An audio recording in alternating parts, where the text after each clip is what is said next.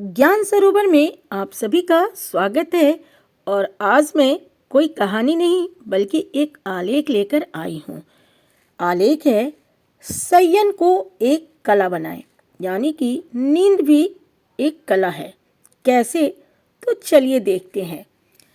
संयम या नींद भी एक कला है जिससे बहुत से लोग अनजान हैं।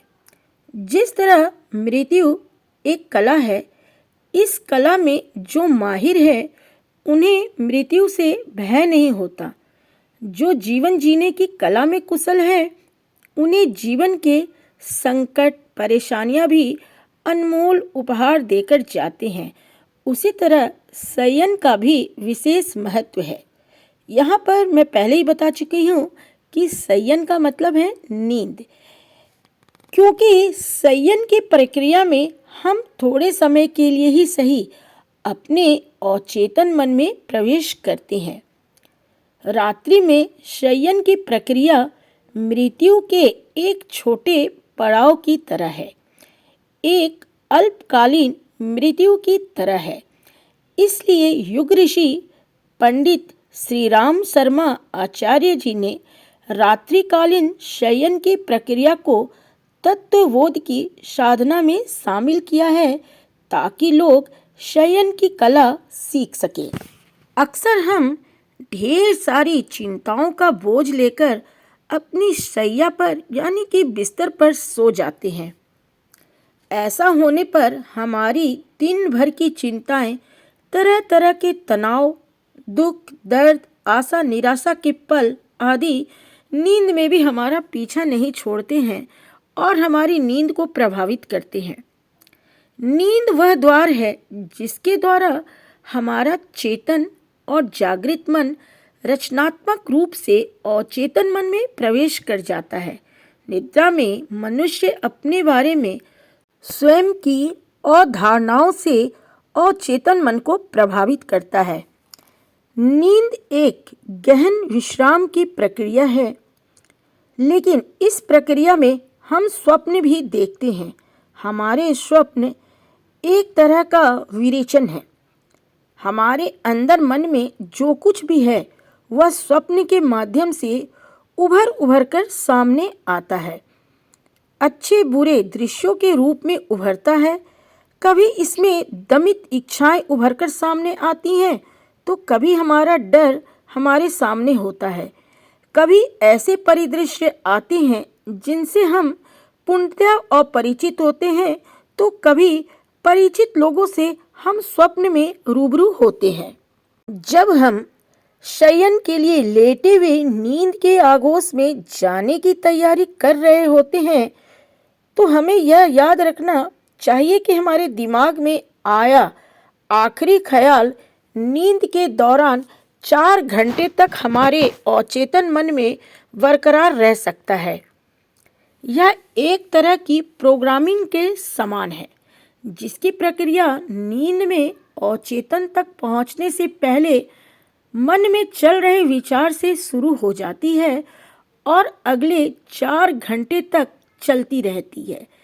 इसलिए यदि हो सके तो अपने शयन कक्ष में कोई अच्छी सी तस्वीर, अच्छी प्रार्थना या मंत्र लिखकर लगा लेना चाहिए, ताकि सोते समय हम इन्हें देखकर, पढ़कर, इस पर मनन चिंतन करते हुए सोएं।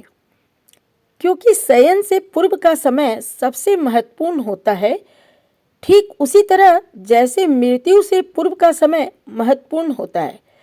भगवान श्री कृष्ण श्रीमद् भागवत गीता के 8वें अध्याय के 5वें श्लोक में कहते हैं, अंतकाले च मामेव स्मरन् मुक्तवा कलेवरम यह प्रयाति स मवदावम याति नास्त्रयत संशयः। अर्थात जो पुरुष अंतकाल में मुझको ही स्मरण करता हुआ शरीर को त्याग कर जाता है, वह मेरे साक्षात स्वरूप को प्राप्त करता है। इसमें कोई भी संशय नहीं है। इसी तरह हम नींद में जाने से पूर्व जिन भावों व विचारों के साथ रहते हैं, वे सभी हमारे अचेतन मन में घुसपैठ कर जाते हैं और हमें प्रभावित करते हैं। इसलिए शयन से पूर्व मन को स्वसंकेत भी दिया जा सकता है और शयन के पूर्व के क्षणों का उपयोग हम उन बिंदुओं पर विचार करने में भी कर सकते हैं जिन्हें हम अपने जीवन में घटित होते हुए देखना चाहते हैं। उस समय हम अपनी उन समस्याओं के समाधान के बारे में भी सोच सकते हैं जो हमारे मन को व्यथित कर रही है। निश्चित रूप से देर समय हमें ऐसा करने का सुपरिणाम मिलता है। ऐसे कई वैज्ञानिकों के उदाहरण हैं जिनको अपनी समस्याओं का समाधान स्वप्न में मिला, और ऐसे लोगों के भी उदाहरण हैं जिन्होंने नींद में जाने के पूर्व के क्षणों का उपयोग अपनी समस्याओं का समाधान पाने के लिए किया और बाद में उन्हें इसका उचित समाधान भी मिला। अगर शयन करने से पूर्व कोई व्यक्ति चिंता, तनाव या भय से घिरा हुआ है तो ऐसी मन स्थिति में कभी भी शयन नहीं करना चाहिए, बल्कि पहले गहरा सांस लेना चाहिए, यानी कि हमें गहरी सांस लेनी चाहिए, अच्छी पुस्तकों का अध्ययन करना चाहिए, कुछ पल के लिए ध्यान करना चाहिए और मन को सुकून शांति प्रदान करने वाले दृश्यों में लगाना चाहिए।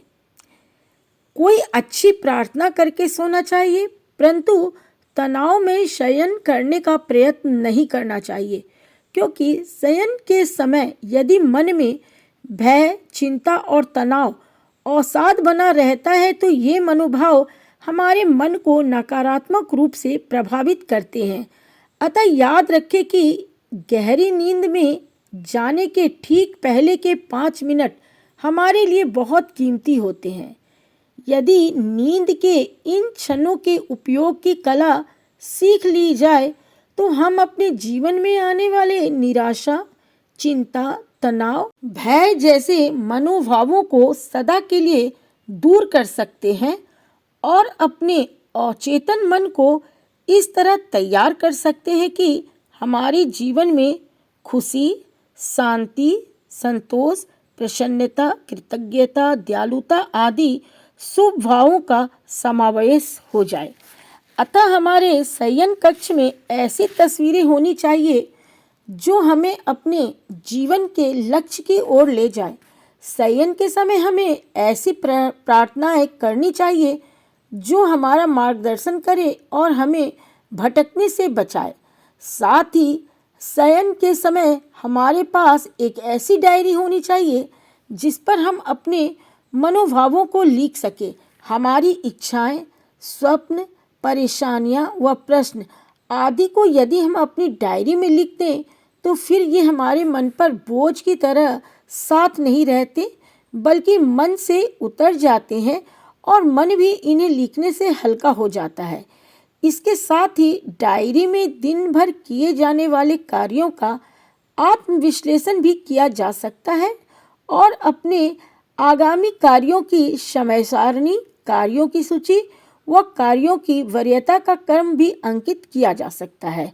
अतः शयन की महत्ता को समझते हुए इसे अच्छा बनाने के लिए जो संभव हो वो करना चाहिए और अपने मन को शुभ विचारों से ओत-प्रोत करना चाहिए।